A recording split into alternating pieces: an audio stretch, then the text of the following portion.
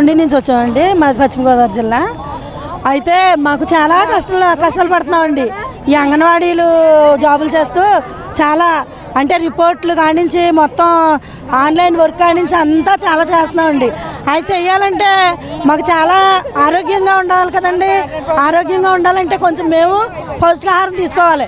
గర్భిణీ బాలింతలకి, టీహెచ్ఆర్ పిల్లలకి, pre school ఇవన్నీ నడిపించాలంటే మాకు కొంచెం ఆరోగ్యం ఉండాలండి. దానికి తగ్గట్టు కూలి పనికి వెళ్ళే వాళ్ళకి జీతం ఎంత ఉంటుందండి?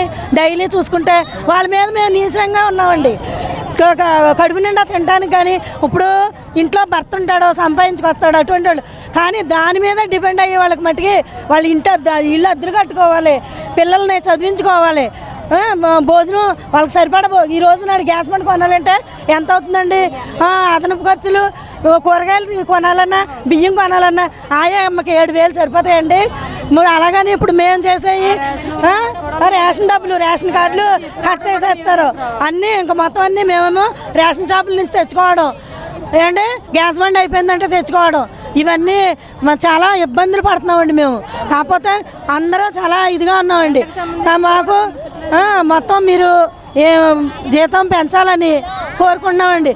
ఇప్పుడు ఉన్న రేట్లను బట్టి మాకు జీతం పెంచితే కొంచెం ఏమన్నా 4 మెతుకులు తిని మీరు చేసిన పనులు చేయగలమండి.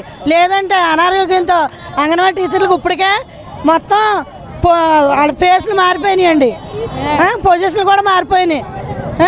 ప్రీ స్కూల్ బలోపేతం చేయాలన్నా, మేము ఆరోగ్యంగా ఉండాలంటే, తినాలంటే గట్టిగా మీరు జీతం పెంచితేనే మాకు వర్కౌట్ అవుతుందండి, లేకపోతే అవ్వదండి. శ్రమకు తగ్గ శాలరీ కావాలండి మాకు.